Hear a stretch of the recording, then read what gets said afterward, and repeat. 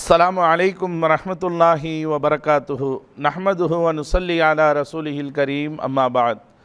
அன்பிற்குரிய அல்லாஹ்வின் நல்லடியார்களே, இந்த பதிவிலே நாம் பார்க்கக்கூடிய தகவல், மௌத்தானவர்களுக்காக குர்ஆன் ஓதலாமா, மௌத்தானவர்களுக்காக ஃபாத்திஹா ஓதலாமா என்று ஒரு கேள்வி. சில பேர் இப்படி செய்கிறது ஷிருக்குன்றாங்க. ஷிருக்குனா என்னன்றத ஷிருக்கு சொல்கிறவங்களுக்கு முதல்ல புரிய மாட்டேங்குது. ஷிருக்குனா என்ன அர்த்தம் தெரியுமா? அல்லாஹ்வுக்கு இணை வைக்குதல், இதுக்கு தான் ஷிருக்குன்னு சொல்லுவாங்க. அல்லாஹ்வை மறுக்கிறதும் ஷிருக்கு, அல்லாஹ்வுக்கு துணையாக ஒரு கடவுளை ஆக்குறதும் ஷிருக்கு.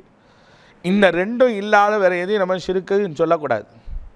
இன்னொன்று விஷயம் என்னென்னா, ஷிருக்கில் இருக்கிறவனு பார்த்தே ஷிருக்குன்னு சொல்லக்கூடாது. ஏன்னா அவனுக்கு நாளைக்கு ஈமானை கிடச்சி இஸ்லாத்துக்குள்ளே வருவான். அப்படி இருக்கும்போது ஒரு முஸ்லீம்களை பார்த்து ஷிருக்கு ஷிருக்குன்னு சொல்லக்கூடிய சில கூட்டங்கள் அலைமோதி கொண்டிருக்கிறது. அல்லாஹ் அவர்களுக்கு சிந்தனை தெளிவை தரட்டும். ஹைர், இப்போ மௌத்தானவர்களுக்காக இந்த துவா மஜ்லிஸ் ஓதுறது கூடாது, இது ஆதாரம் இல்லை, ஃபாத்தியா ஓதுறது கூடாதுன்னுவாங்க. முதல்ல அல்ஹம்து சூராவுக்கு பேர் என்ன? ஃபாத்திஹா.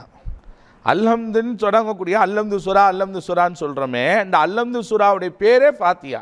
ஃபாத்தியா ஓதுறது ஷிருக்கு அப்படின்னா அப்போ நீ என்ன சொல்கிற? ஷிருக்கு நாங்கள் வைக்கல, நீ தான் வைக்கிற. அல்லாஹ் இறக்கிய ஒரு அத்தியாயத்தையே கூடாதுன்னு சொல்கிற நீ தான் ஷிருக்கில் இருக்க. உடனே அவங்க சொல்லுவாங்க, இந்த பழங்களெல்லாம் வச்சு ஓதுறது, பழங்கள் ஆப்பிள் பழம் ஹராமா, ஆரஞ்சு பழம் ஹராமா, சாத்துக்குடி ஹராமா, திராட்சை பழம் ஹராமா, வாழைப்பழம் ஹராமா, இதெல்லாம் ஏன் வச்சு ஓதணும்? இதை வச்சு ஓதணுன்னு கட்டாயம் கிடையாது, வச்சு ஓதுனா தப்பும் கிடையாது. இது ஏன் உருவாச்சுன்னா, ஒவ்வொருத்தரும் அந்த இறந்தவர்களுக்காக துவா செய்வதற்காக உறவுகள்லாம் வருவாங்க. அந்த காலத்தில் வரும்போது தன்னுடைய தோட்டத்தில் விளைந்த பழங்களை கொண்டு வருவாங்களாம்.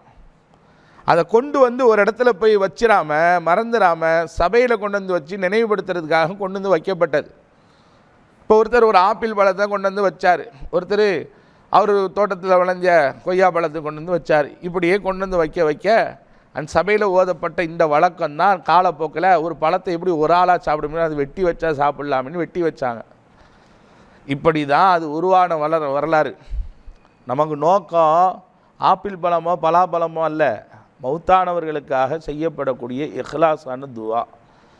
சரி, இது 3ஆவது நாள் பார்த்தியா, 7ஆவது நாள் பார்த்தியா, 10ஆவது நாள் பார்த்தியா, 40ஆவது நாள் பார்த்தியான்லாம் சொல்லப்படுது, இது கூடுமா அப்படின்னா, இந்த நாளில் ஓதப்படலாம், ஓதுனா சிறப்புன்னு தான் சொல்லப்படுது ஒழிய என்னைக்காவது எந்த மார்க்க சட்டத்திலேயாவது 3ஆவது நாள் ஃபாத்தியா ஒரு ஃபர்லானது, 40ஆவது நாள் ஃபாத்தியா ஒரு ஃபர்லானது, வருஷத்தில் ஃபாத்தியா ஓதுறது ஃபர்லானது எங்கேயா சொல்லப்பட்டிருக்கா? இந்த நாளில் ஓதுங்கன்னா அந்த நாளில் ஓதுறதுக்கு ஒரு தூண்டுதலாக இருக்கும். எப்போ வேணால் ஓதிக்கலான்னா எப்போ வேணால் ஓதிக்கலான்ட்டு ஓதாமலே போயிடுவான். அப்போ ஒரு நாளை நிர்ணயம் பண்ணிவிட்டு அந்த நேரத்தில் அந்த நாளையில் எல்லா மக்களும் ஒன்று கூடுவதற்காக உருவாக்கப்பட்டது தான் 3ஆவது நாள் ஃபாத்தியா. இந்த 3ஆவது நாள் ஃபாத்தியான்னு எதுக்கு வந்துச்சு? மௌத்து செய்தியை கேட்டோன்னே எல்லாம் என்ன செஞ்சுருப்பாங்க, வெளியூர்லேருந்து வர்றவங்கள அப்படியே தன்னுடைய வேலைகள்லாம் விட்டு போட்டு அப்படியே கிடைச்ச துணியையும் கையில் பணத்தையும் எடுத்து போட்டு வந்திருப்பாங்க. அவங்களுடைய வீடு, அவங்களுடைய வேலைகள், மற்ற அலுவலகங்கள்லாம் எல்லாம் அப்படியே கிடக்கும். அப்போ வந்த மக்கள் மௌத்தானவர்களுக்காக ஒரு நல்ல பிரார்த்தனை செய்து விட்டு அந்த இடத்த விட்டு நகரணுன்றதுக்காக 3ஆவது நாள் பாத்தியான்னு ஒன்று உருவாக்குனாங்க. ஆனால் இன்றைக்கி மௌத்தாய் மறானாலே அந்த துவா ஓதப்படுகிறது. அப்படி பார்த்தா அது 2ஆவது நாள் பாத்தியா. நீ 2ஆவது நாள் ஓதியோ இல்லை 20 நாள் ஓதியோ 30 நாள் ஓதியோ, நோக்கம் அது அல்ல. மௌத்தானவர்களுக்காக சொந்த பந்தங்கள், இரத்த பந்துக்கள் ஒன்று சேர்ந்து அவர்களுடைய மறுமை வாழ்க்கைக்காக செய்யப்படக்கூடிய அந்த பிரார்த்தனை தான் அந்த துவா. ஆக ஹதீஸின் அடிப்படையில், குர்ஆனின் அடிப்படையில் மௌத்தானவர்களுக்காக செய்யப்படக்கூடிய எந்த துவாவாக இருந்தாலும் அது இஸ்லாத்திலே அனுமதிக்கப்பட்டது தான் என்பதில் எந்த விதமான சந்தேகமில்லை. இதை தாராளமாக ஓதலாம். நாம் செய்யக்கூடிய இந்த அமலில் இஹ்லாஸ் இருக்க வேண்டும். அல்லாஹ்வுக்காக செய்கிறோம், மௌத்தானவர்கள் நலனுக்காக செய்கிறோம் என்ற இஹ்லாஸ் இருக்க வேண்டும். இதுதான் அல்லாஹ் எதிர்பார்க்கிறான். வல்லோன் அல்லாஹ் புரியும் ஆற்றலை தந்தல்வானாக. அஸ்ஸலாமு அலைக்கும்.